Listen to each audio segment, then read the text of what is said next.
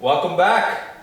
Time for episode 2 or official episode 1. How you doing, man? I'm good, man. How are you? Good. So what's on the docket today? I know we finished off the last one talking about how we were going to talk about some things we don't want to talk about and some serious things and some things with depth and so forth. So what are we chatting about today? We're gonna just talk that talk, man. We're gonna get into a subject that I think is one of those things that affects a lot of people, but is in our community behind the veil. No one really directly talks about or discusses in an open discussion. We're talking about divorce. That's right. We both have extremely personal experiences with that taboo word, divorce. Right. Let's dive right in. So basically we have two different experiences. Yeah. You were a child in a household where there was a divorce, and I was the one getting divorced. So I have a first-hand experience being the person, and you have an experience being the kid. So I know when I was going through it, it was a difficult time for you as well. Absolutely. Just because it brought back a lot of these old memories and stuff. So when you think divorce, what comes to your mind? How do you? It's weird. I remember when you first mentioned that it may be going down that road in your relationship, and the first thing that I felt was fear, and it took me right back to 1999 when my mom was going through the divorce with my dad. And as a kid you have these experiences, and then when you have an experience with something, that's the definition of that word. So anytime it comes up, it puts you right back there. Right. Yeah, I agree. And it fucked me up when I heard you say that. I was like, and I remember in my head thinking, I am going to do everything in my power to make sure this does not happen, because I cannot go through this again. Right, yeah. But the growth aspect that happened on my end was like, yo, he's living his own life. Like, it's like, your experience and you going through what you went through helped me deal with that. Right. And deal with that child and kind of put that to bed, because to me, it's the only thing that is like, hey, it's violent, it's two parties that are completely going to war. It's war. War is probably the best way to put it. Yeah. I'm going to go to war with this person. I agree. I think initially, right when you think about it, or in our community, right away you get this aversive reaction, and you're like, oh my God, and immediately for some reason you do think domestic disputes, you think domestic violence. Yeah. And in our community, when someone said they're getting divorced, it was like, oh, did he hit you?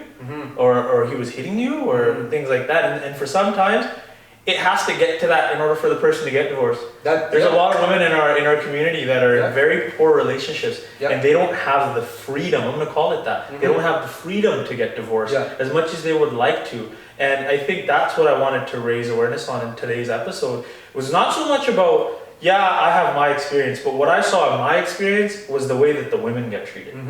And for women growing up, it's almost like in our community, it's more of a salient thing to get married, and like that's like your job. Right. And it's like, sometimes women will say to someone like an elder or something like my manager or something like that. They won't even give you kudos to that. They'll say, oh, that's fine. That's the typical Indian thing. What's next? Like, exactly. So you got to tick off the good job, education, and then marriage. And then after that comes kids. Right. And for some women, the job part isn't even a thing. Like, other people don't even value what they do as being valuable. Right. And so I think that is very demeaning to the women. And after that happens to them, and now they're going around community and society, they got to show up to parties, etc. They're not there with their partner anymore, and it can be tough for them. And another thing that I noticed also was, just to speak back to when you heard the word and the way it made you feel. When I was working and I would mention, people would ask me, oh, how's it going and so forth, and I would let them know. I'm a pretty transparent person. I said, this is what's happening. And immediately, the first thing they say is, I'm so sorry to hear that. Yeah. We naturally do that. Yeah. Now, let's say if there was a female who was being beat and finally she got divorced, she had freedom, and she's happy, she walks into your thing, and she mentions to you that she's been divorced, and you say, I'm so sorry to hear that. Little do you know that she's finally in a great spot. Place, And so by doing that, sometimes we almost make the person feel like you fucked up. You made a poor decision, right? And a lot of the times, to speak back to when you were thinking like, oh, you want to do everything to stop this from happening, because that was your personal experience with it. And a lot of the times when people are stepping in for these reconciliations, it's more about them than it is about you. It's more about protecting their family's name or lokiki kange. They don't care about the struggles that you have and so forth. And so, those are some of the things that, like, if I look back at, like, 1999, for an Indian woman to divorce her husband, it was a very unpopular thing, very taboo subject. It was frowned upon. Right. So I remember, people pulled all the stops. Like, my father was an abusive alcoholic. It's very, very well known. It got to the point, like you were saying, where it has to get to that point for some women, for them to leave. And it got to that point. I remember vividly sitting in the car with my mom. We were parked outside of what used to be our house with our father. And it was me, my brother, my sister, and my mom. And she looked at us and she's like, I have to leave your father, but I can't leave him without your guys' support. Because you guys mean the world to me. And I remember it was like an unequivocal yes. We all put our hands together, and it was pissing rain that day, and I remember, like, I could smell the leather in the car still. And from then on, my mom is blessed to have the support of her brother that was like, no, you have to leave this guy, and it's just like not healthy for you, it's not healthy for the kids and all of that stuff. And then, because of like going deeper into the experience, it got nasty in court. It was like he was doing a lot of crazy shit, talking a lot of stuff, and trying to make his case better because he didn't want to, have to go deep into paying child support and like all the property stuff that happens and all the nasty stuff that happens with the divorce. And my mom, like, tried to kind of keep us away from this, but me and my brother and my sister were like nosy kids, and like, we lived in a house with one washroom, 7 people living in a house with 3 bedrooms rather, and so if anyone's talking about something, you hear it. So we knew everything that was going on, because my mom was trying to protect us. And I remember my mom even telling us, listen, you still have the father, you should still meet him, you should still go see him. But hearing all the shit that was going on from like his family and all of that stuff, we didn't want anything to do with it. It was a matter of picking sides. That's it. And it wasn't even that it was enforced on us that you pick a side, it's either me or him.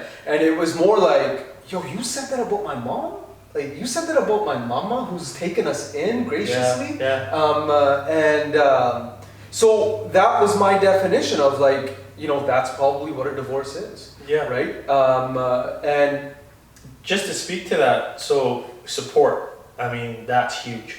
For someone going through it, you definitely need support. And in our community, some people don't get the support that they require. I think I was very lucky in that I received the support that I required. My parents are very, very awesome people, and they accepted the decision that I was making, and they completely took me in and so forth. But that's not the case for everybody, and especially the women.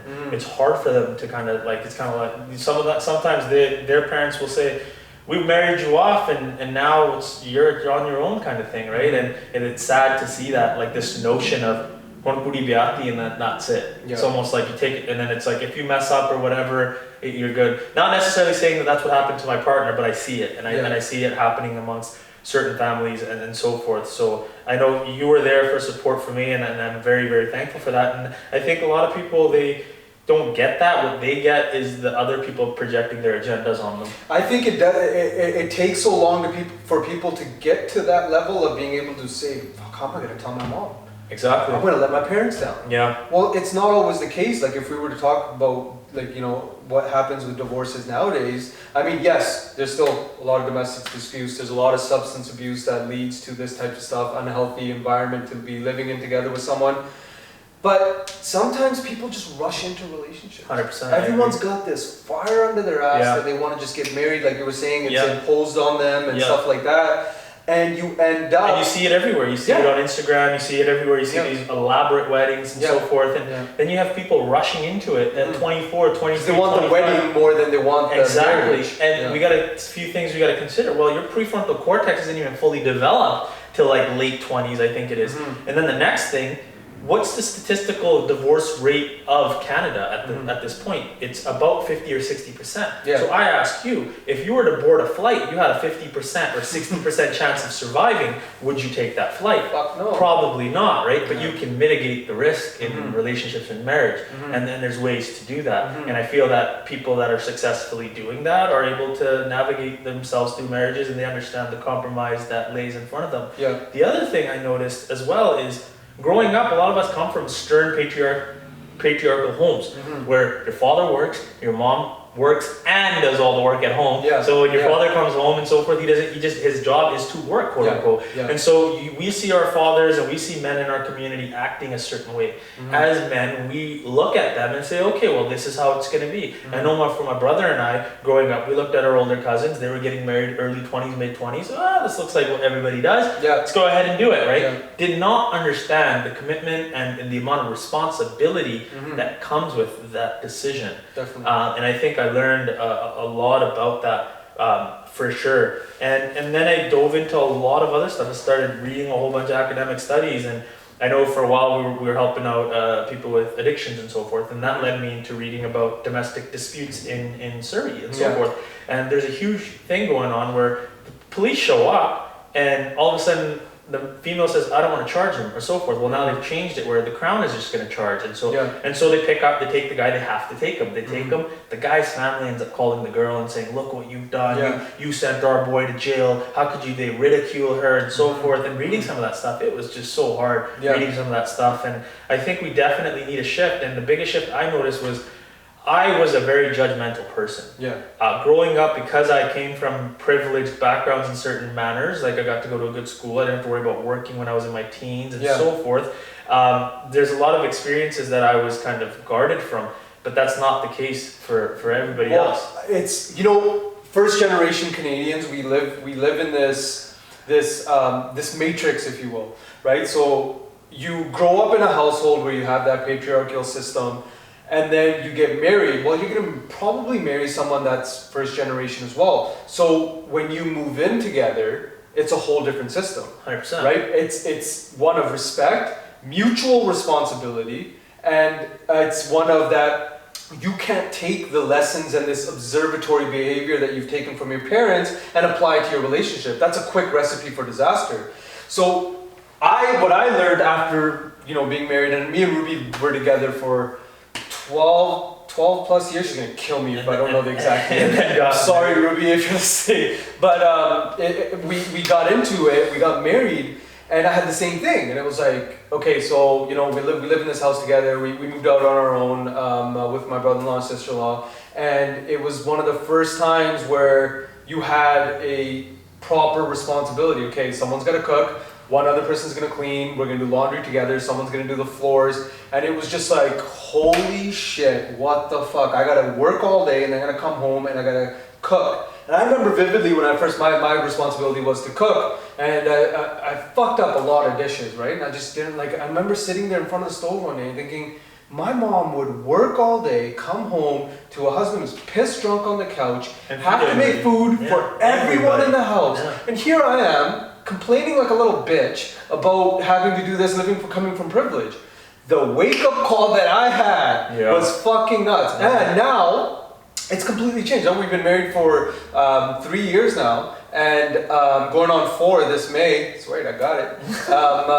And I have a whole, I love the duties that I have. I have this sense of responsibility because, and I'm learning this lesson more and more as we grow up, we cannot take the lessons that we observe and learn from our parents and apply them to our lives. Yes, that is correct. We're living 2 different lives, right? It's almost like a different mesh. And I'm now starting to see we can't be the same parents our parents were. It's a different situation. Right? And masculinity is very different. Like when we were young kids, or even up until 12, 13, 14, you go to a party, what are all the men doing? How are they acting? They're not spending any time with their family. They're not spending any time with their family. They're flashy and so forth. And some people, they're super involved in sports, or they're always just hanging out with the boys and all that kind of stuff. So when you see that, what you essentially saw was, I get to have this life over here, which is fun with my friends and so forth, and I'll just come home and I'll but it doesn't really work like that. I think I would compare it to they have an arrangement. Yeah. And then there's being in love and having a relationship. It's two different things. Yeah. Those are two people living together as an arrangement, have their whatever situation that it's an unwritten agreement that they have. Like you bring the money, I'll keep it cooked, clean, take care of the kids, but there's no love.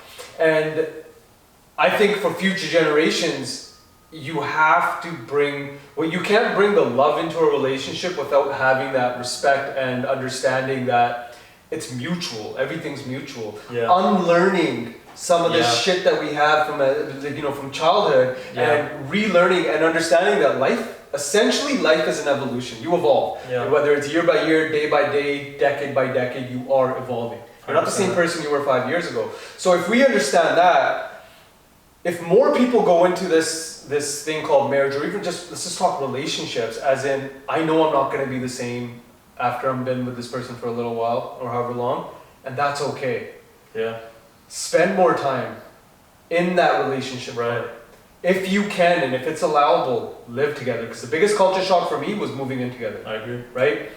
My wife has extreme OCD, coming to clean, all that.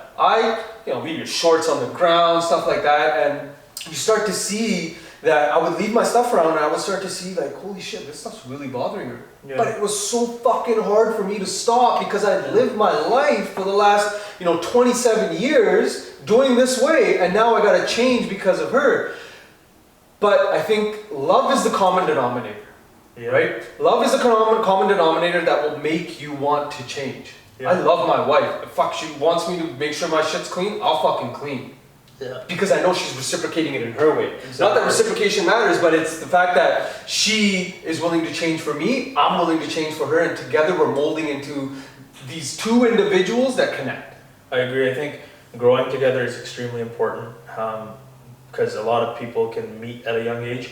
Then when they're getting older and they're, a few years into their marriage, whatever, now they start changing. Now they're not into the same things. Right. I think that's extremely important. Having a firm foundation, which I believe will be created from time, knowing each other and so forth, and then just knowing what you're signing up for, right, and the level of responsibility that comes with it. So with that, I would say, what would you say, or what's your one tip to someone watching this that's probably debating on whether they should get married, shouldn't get married, if they should wait to get married, what's the perfect approach? We just spoke about there's a 50 to 60% divorce rate. In your eyes, how do you think that the people listening or the younger youth can mitigate this? Because in my opinion, if the Canadian average is 50 to 60%, I think that if you narrowed in just on the South Asian community of people born from 1980 to 1990, just that 10-year segment, it's going to be more than 50%, I feel. And I feel like that is because there's certain flaws in our community and so forth.